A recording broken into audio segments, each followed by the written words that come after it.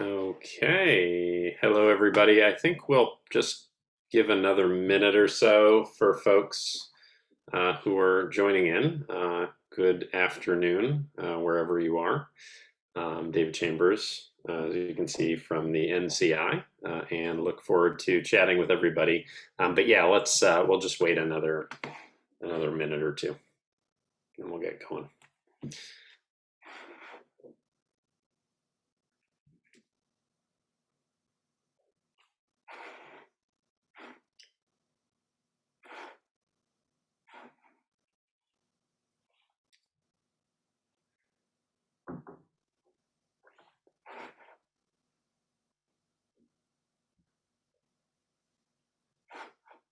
And actually, while we're waiting, I'll just give a little bit of extra context, which I think is relevant to this topic. As you can see from the title, we're going to talk a little bit about how we might think differently than maybe traditionally we have about sustainability and adaptation.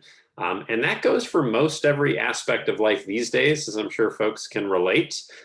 So I'll just mention that there is in the next room over, unexpectedly, there is somebody who is helping us to put a new bed frame together. So you may hear drilling, you may hear a bang or two, that's possible. There's a dog downstairs that I just heard bark. So that's fun too. A couple of kids around and others. So we will be dynamic and we will see how all of this goes. But I guess the good thing in this field of implementation science is that whenever anything unexpected happens, we can just incorporate that as the changing dynamic context that we all need to be comfortable with. So I'm going to say that it's probably good to take advantage of the group who's already joined us. If other people tag in later, that's great. But rather than having folks wait around a few more minutes, we'll get going. So just so what you'll hope to see over the next 45 minutes is an opportunity to think a little bit about sustainability in a slightly different way. And I was asked to reflect on a paper, a framework that we had created a number of years ago, myself, Kurt Stange, Russ Glasgow, about a dynamic approach to sustainability, a dynamic sustainability framework. And then we'll have a quick, we'll see how this works, a time to chat. Hopefully you all have availed yourself of the chat box, and so we'll be able to utilize that. Feel free to go on camera. It's nice to see other people besides myself, but also okay if you don't want to. So that'll be sort of part one. Great, hello. And then we'll have a little bit of a time just if questions pop up, and then we'll shift and spend the second half thinking similarly, but about adaptation. So with that in mind, I'm just going to kick it off, like I said, with some framing comments. If we could all see each other, I'd typically be seeing, by show of hands who agrees with things. And so if you want to, hit the hand raise function, that's great. If you want to type in the chat, I agree, or that's not true at all, that's fine too. So however you'd like to interact, I've got all these different windows open, and I'll look forward to interacting in whatever way you prefer. So just to get going, I think we often have different definitions of our various terms, and you know that if you've been thinking about what is dissemination research or implementation science or translational research or knowledge transfer or knowledge translation, all of those things, I think there have been varied ways in which we've defined those. And I think the same has been the case for sustainability and the affiliated term sustainment. So in this paper that we wrote in 2013, we talked about sustainability relating to that extent that typically an evidence-based intervention that we're thinking about as we're focusing on implementation can deliver its intended benefits over an extended period of time, and notably after external support from anyone is after that ends. Right. So the idea that you can sustain a particular practice without the whole machinery that might have existed around its testing or around its development, that you have a model that's enabling you to keep delivering that practice. And so that's this sort of characteristic of our interventions as to the degree to which they are sustainable. And then we have this related term, sustainment, which is typically this outcome, right? That you see that this intervention is being used within practice. And so I lay that out, and you'll see these other definitions in there too that are terms that I'm about to relate to, just to get a sense that we're on the same page, that we've assumed that some implementation effort has led to an evidence-based intervention being installed somewhere, embedded somewhere in a clinical or community setting, and now we're thinking about the long-term use of that intervention. And where I like to start in asking us to think a little bit differently is to pull up a set of assumptions that we often make about our interventions and certainly about the studies of them. And so, like I said, I can only see, let's see if more, okay, I think there's only two of us who are on video. So a video may not work, but maybe through the chat, you can type in if you disagree. Actually, no, type in if you agree with the following assumptions, okay? So assumption number one, that our evidence-based practices are static. So once we develop them, once we test them, once we implement them, they will always stay the same. There is no issue. Okay, so we got some disagrees. Thank you. Okay, disagree, great, okay. Now I'm gonna continue along, number two. How many of you agree that our systems, our communities, our health settings are also the same once we know them, once we recognize them? We don't have to worry that they're going to change. They will be static forever. Okay, so I'm assuming you're now on that second one. I see disagree, I see disagree, I see disagree. Thank you for playing along. This is the home game. Now I want to ask the third one, right? How many of you agree that implementation in all these different settings is going to proceed one practice, one test, one intervention at a time? That is the way the world will work. So we only have to focus on this one intervention. Okay, how about that one? Okay, disagree, we got another disagree, we got more disagrees, disagree, disagree, disagree. Okay, awesome, you are doing great. Okay, fourth assumption, that our consumers, our patients, our families, our folks are all homogeneous. They're all the same, one size fits all. How about that one? Do you agree? Okay, we've got emphatic disagrees. We got the exclamation point, so we're doing great. Okay, strongly disagree. Yeah, this is, and I like the ha disagree too. These are great. Okay, final thing.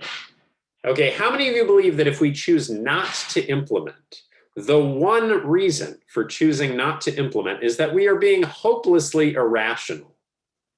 Okay, how about that one? Any disagrees, or you could agree, that's fine. No concerns if you want to take either path. But how many of you agree with that? That the reason why? Okay, we got disagree, it depends. We got depends on the intervention. Okay, we got disagree, disagree, disagree. This is an advanced group, no question. Okay. So I bring these up because as we think about even most of our implementation trials and most of our efforts to try and sustain interventions, we usually reify these assumptions, that we've got our evidence-based practices, that they're manualized, and we focus on fidelity to that manual. That we usually hope, at least, believe that our systems, once we know them, are kind of going to stay the same over time. So we're sort of hoping that they don't change, but we're not really planning for them to change. That we're usually in our studies and often in our efforts focusing just on that one intervention that we believe needs to get implemented. We are usually assuming that that evidence-based label means that it sort of should work for everybody. Everybody should get this. And we're usually going after 100% uptake, that every setting, every system that we're working in ought to be implementing this particular intervention. And so we rule out these other reasons why we might choose differently. You're all ahead of where most of our studies, I would say, still are.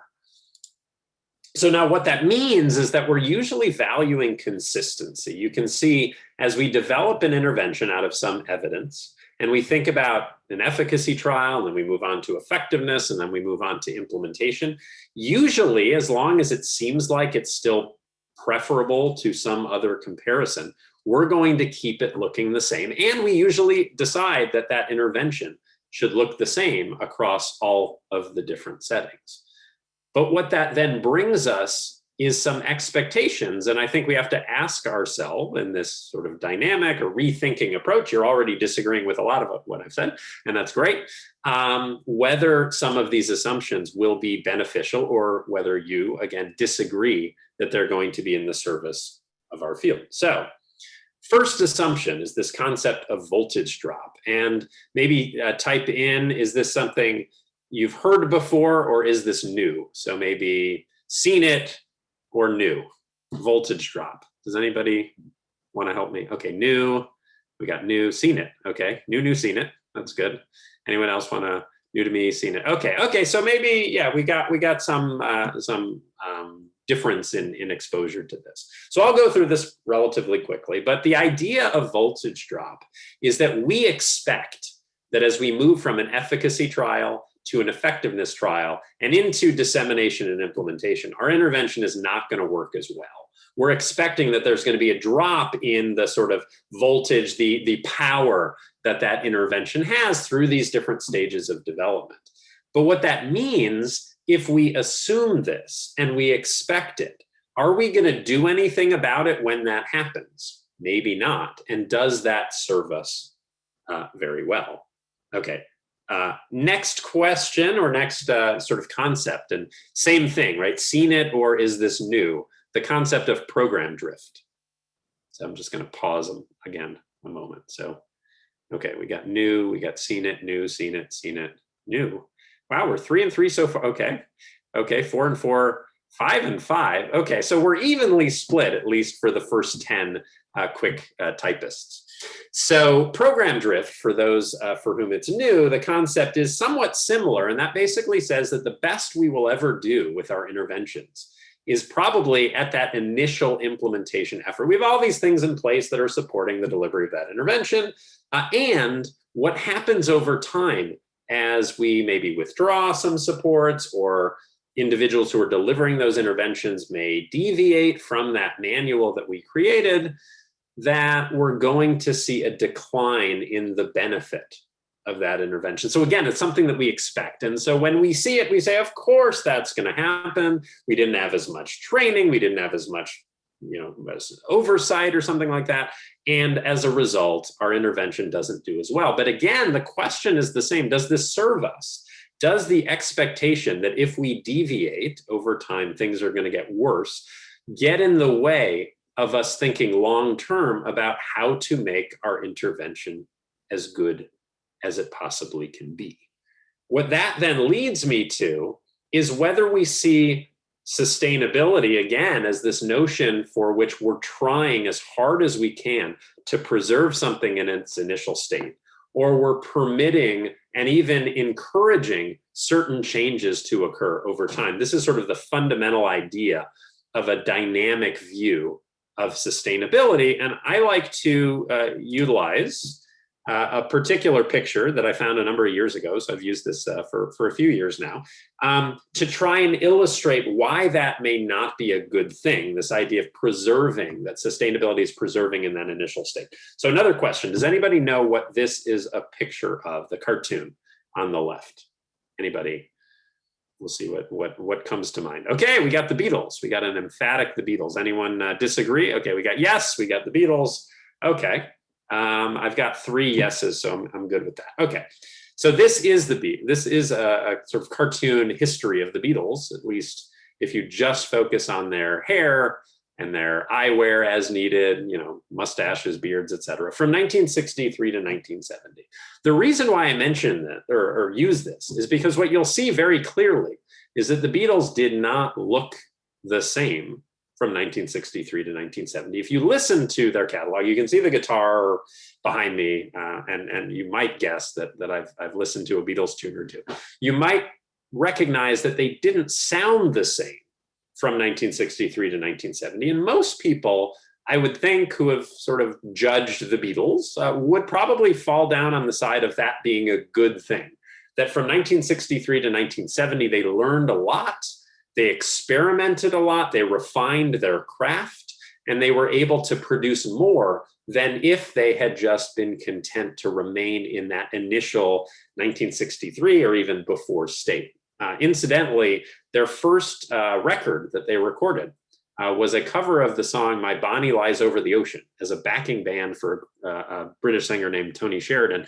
Very few people would assume that that was the peak of the Beatles. And so again, we have to ask ourselves, if the first go is not necessarily the best thing, what are we doing to limit our horizons around sustainability to that initial state? And so you can see the question on the right: if we assume that our evidence is evolving and our information is evolving, should our existing interventions be sustained in the same form that we've created them? And instead, do we need to think a little bit differently if we want change, and ideally positive change, to occur? And where do we go from here? Just if you're following along the home game version and you want to be able to use this particular cartoon, it is the evolution of the Beatles' hair.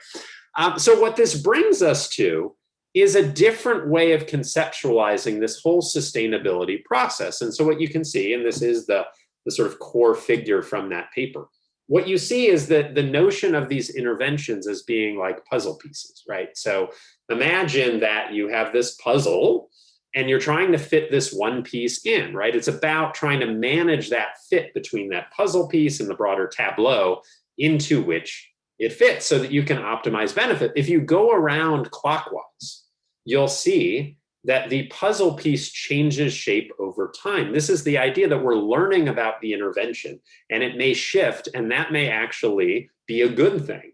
That furthermore, the context is changing over time. You can see the sort of receptor site for the is also a different shape. And so the idea is that if we can gradually move toward improved fit and monitor that fit over time, we might be able to get at a larger benefit than when we thought we had it right the first time around. Most of what we've seen, certainly over the last year plus, has been about consistent evolution in evidence, consistent evolution in our thinking, and points toward what are the lessons learned that we can then scale up and then and can enable us to do better and better over time. You'll see at each stage the idea of PDSA, for those who are less familiar, Plan, Do, Study, Act cycles, quality improvement, which often is focusing around outside of the intervention and is often a strategy to help us implement an intervention. But we can think about those same kind of cycles around how do we create better and better and better interventions over time. So what I'd like to, at least for this portion, leave you with is this idea that sustainability needn't be this preservation at all costs, particularly where we remain uncertain about many of our interventions. We've rarely created the perfect intervention. But so if we sustain the imperfect intervention, that may not over time be the best thing that we want to accomplish. So where I just want to go here is encourage everyone to be thinking about some of the interventions that you're interested in, right? And thinking about what are some of the questions that we might be wanting to ask or needing to answer to better set us up for the likelihood that things are going to evolve over time. So really concentrating on that what question. What is the intervention that you're planning to sustain? What are we thinking about in terms of our time frame for sustainability? Is it forever? Do we anticipate an expiration date, right? What are the strategies that you need to employ in order to support sustainment? And importantly, as we tried to emphasize in that framework, what are we expecting to change during this phase that we're thinking about, this sort of sustainability phase? Is the intervention likely to change? Is the context? Are the needs likely to change? Is there likely to be a change in evidence? Are there new trials coming that will put a different light on some of our interventions? Are there policies that are likely to change, which may, of course, affect what we are planning to do? So what I just want to ask in the chat is whether these questions resonate, or are there other questions that occur to you as being really important to ask as we're grappling with our interventions and how we can try and sustain them in this sort of changing environment. So I'm looking in the chat and just curious, any observations you have? Are there other questions that come to mind? Or are there certain things that resonate? Okay, yeah, funding sources, great. Yeah, this idea of what are our funding sources going forward, and of course relates to the time frame too, and the strategies that we need to sustain. Other observations or thoughts about this set of questions that you have? Are there competing interventions in play? Right? Yeah. Very good. Yeah, something that we didn't talk about, right? If we're just narrowing on this one intervention, we may not be looking at the next better thing or what was already in there that's competing. Other things that come to mind.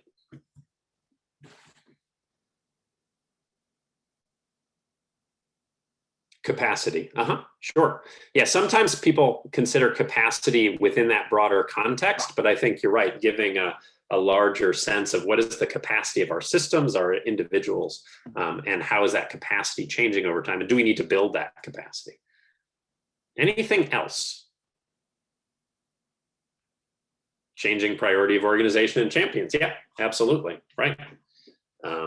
All things that are changing. Again, some people might include that in context or in needs, but really good point.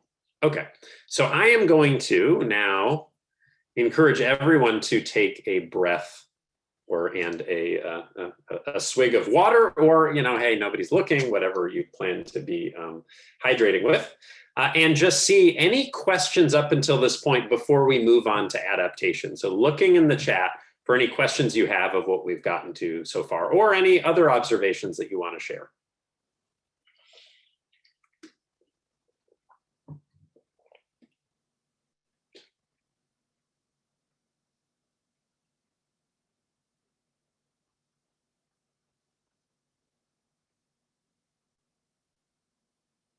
And also just to encourage, if you want to say, I completely disagree, that's encouraged as well. You've already shown that you can type the word disagree, so feel free to disagree at any point.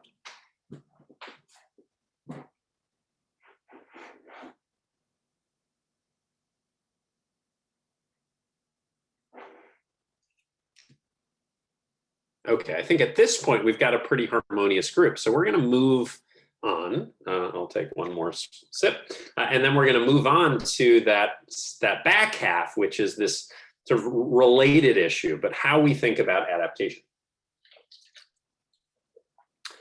And so we get you to the picture of the dogfish, or the fish to dog, I guess. I don't even know. You can see where I got this, and I don't remember when I got it, but I like it because I've had both dogs and fish. And I have not had the things in between.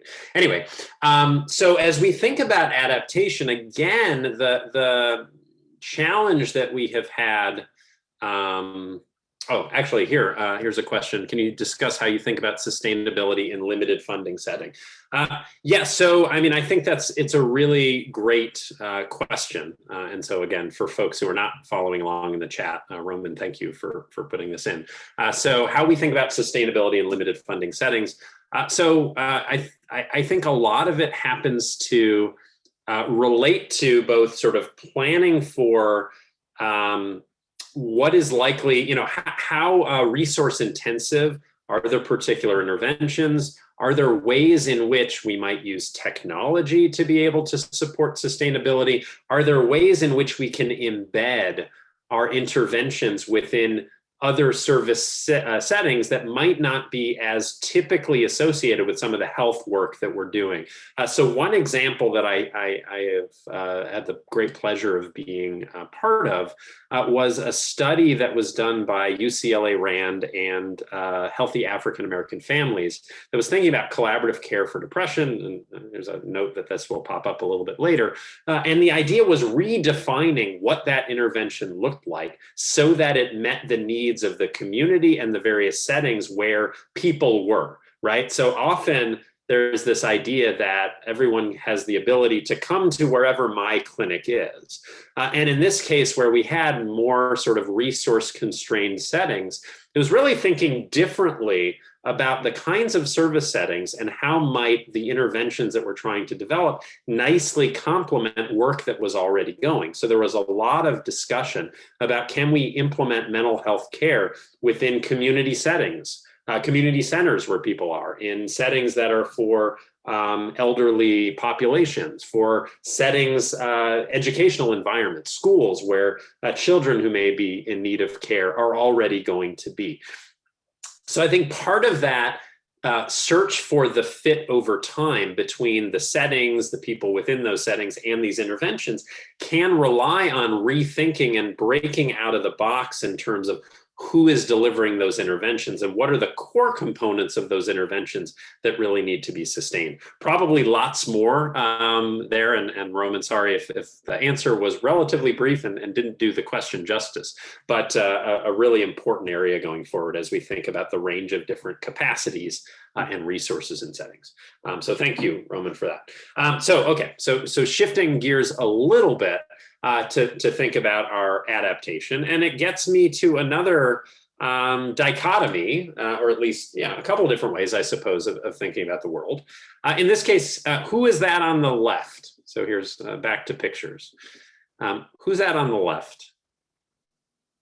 Anyone? Okay, we got Spock. We got classic Leonard Nimoy Spock, who is happy, lonely, jealous, sad, angry, joyous, etc. Looks exactly the same in all cases. This would be my personification of this notion of fidelity, of we remain faithful to the conceptualization of our intervention at all costs in all settings.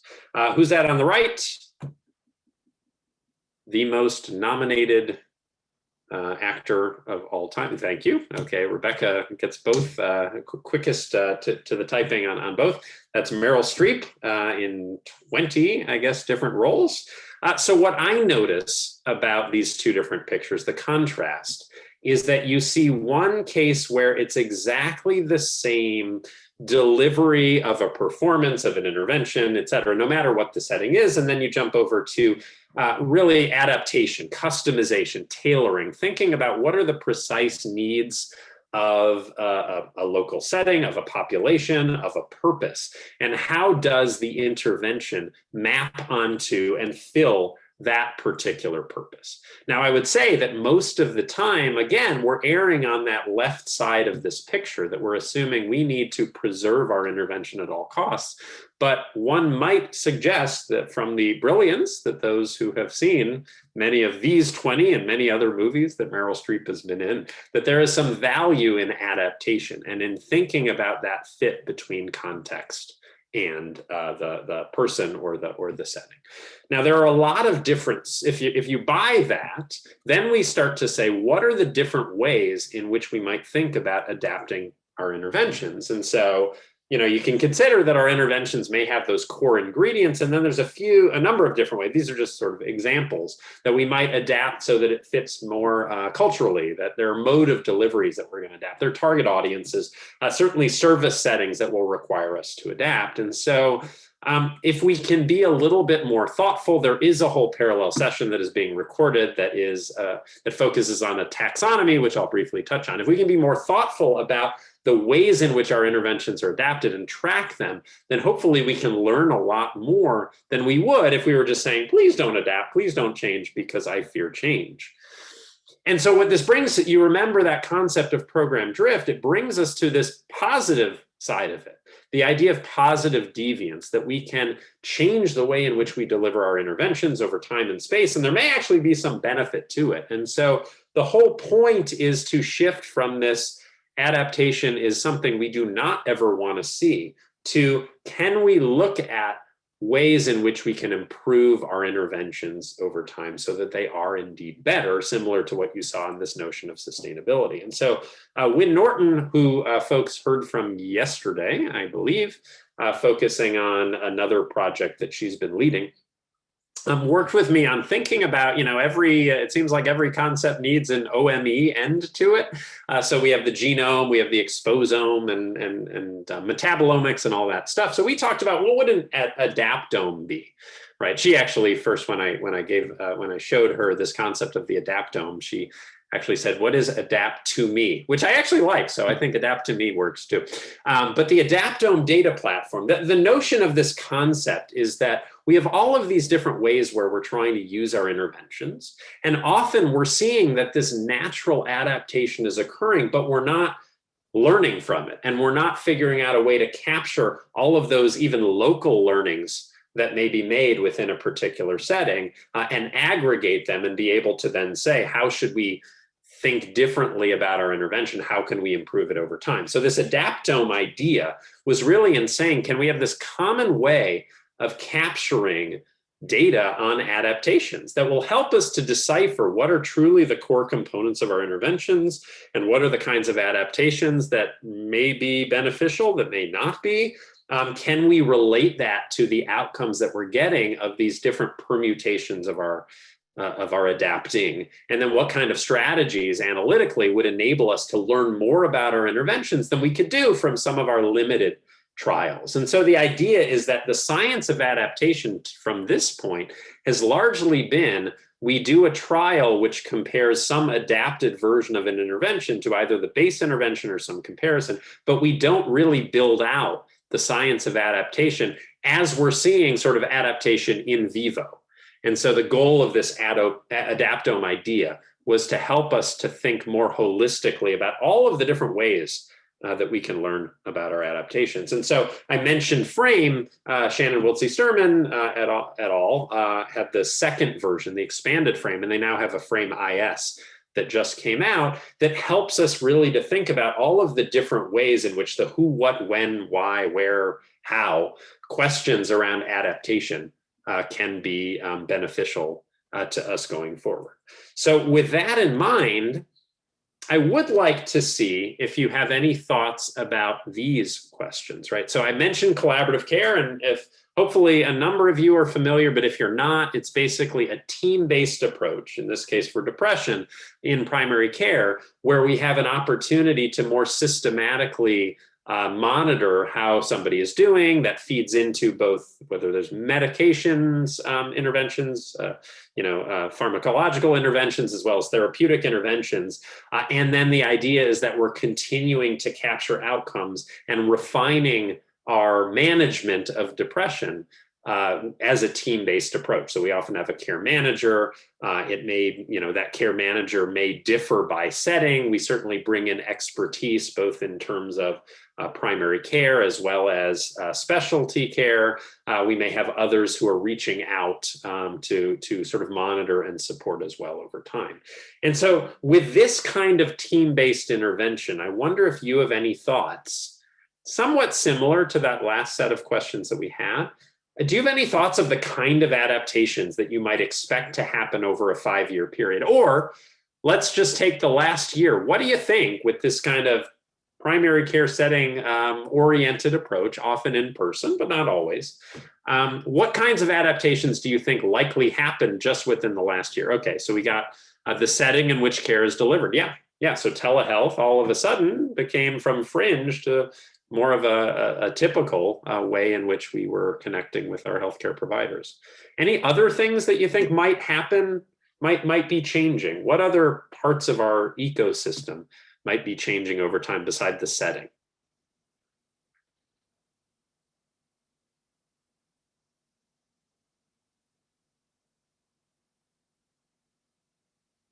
How about, workforce, great, Roman. I was about to say that. Turnover, right?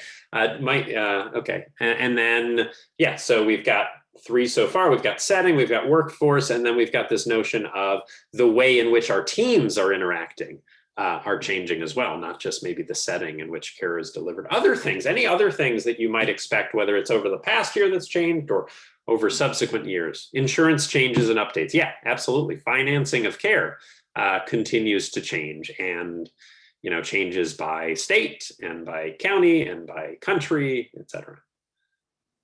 Preferred communication, preferences, right? Great. The evidence-based therapies themselves might be changing over time. Absolutely.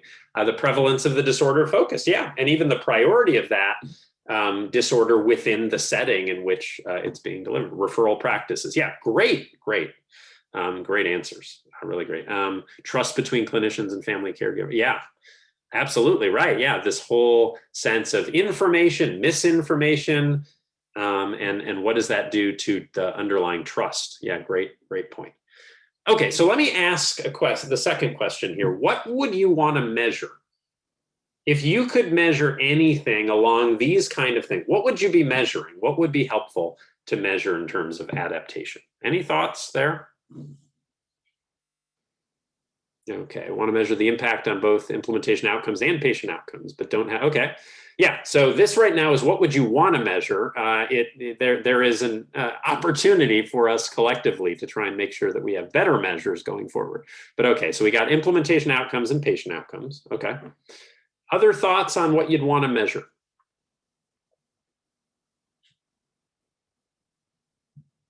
Cost of adaptation, nice, yeah. Someone mentioned teams, right, and how the teams function. Would that be another one, team functioning? There are people who've been measuring teams and team performance, team functioning, team structures, those kind of things. Or anything else. Increase in patient load, yeah, okay. For which patients did things change and for which patients did things not change and how are they different? Yeah, right. You can have tremendous variation even within the practice in terms of how different people are getting different sort of flavors of the intervention, and that changes over time too. Yeah, no, super scientific and excellent. Input from research participants on what they think should be adapted. Okay, yeah, right. The idea of broadening even the source and the evidence and the experience that goes into the adaptation. Okay, we got a medication uptake. Yeah, so this is really great. So lots of different things that ideally we want to measure. And of course, our challenge going forward is making sure, as I think Russ is alluding to, that we can populate our efforts with the best possible measures.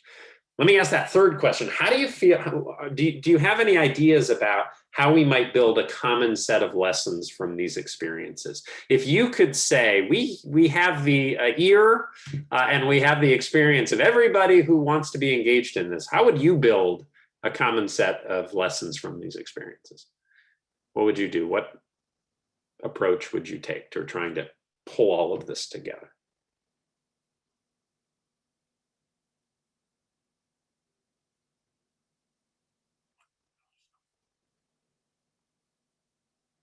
Would you consider a sort of, would it make sense to have like a learning community around each intervention? Would it make sense to have learning communities around different settings?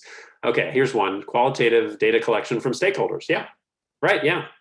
Pulling together, making sure that we have salient information about stakeholder experiences. Great. Any other thoughts about strategies towards sort of pulling common lessons?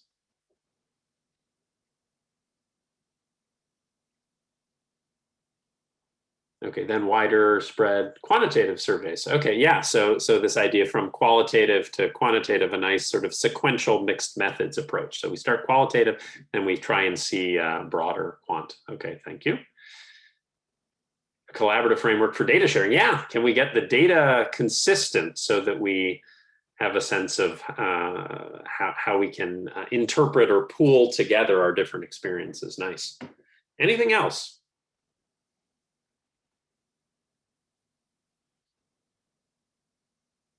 Okay, final question. If you were going to try and develop studies that are a little bit more encompassing of the many different adaptations that might exist as we're implementing our interventions, any designs come to mind that you would want to use?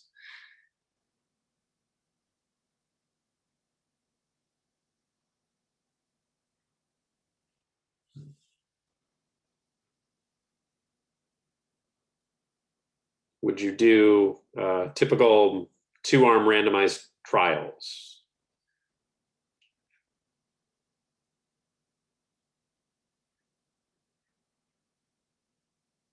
Adaptive. Okay, yeah. So the idea of adaptive designs, because we're seeing that there may be many permutations. Stepped wedge, yeah, we're seeing as we sort of roll out, the situations may change. Great, yeah.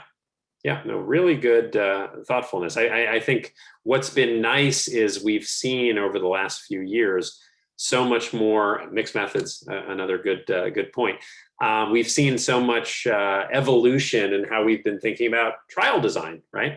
And so we can utilize, and we've seen some of our investigators utilize more adaptive trial designs for implementation studies, and seeing how some of that tailoring approach can be studied. Other people have done more of a traditional, so like 2 or 3 arm study, but what they're comparing may be more of an adaptation or tailoring process, right? So it's sort of like a more standardized version of an intervention versus where there's an allowance and a managed process for how we might adapt our interventions over time. So again, lots of different possibilities, but great thoughts about some of the ways that we can take on some of this stuff. So I'm seeing that we have 5 minutes left, and so really just want to get to what other thoughts you have, questions. Here's our little water drops, so I can take another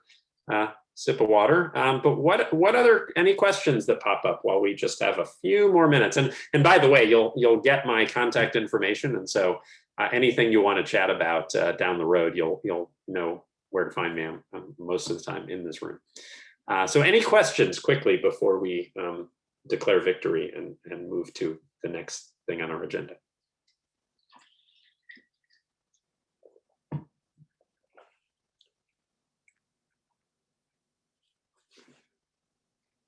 And if it's easier, feel free to come off mute and ask your question as well.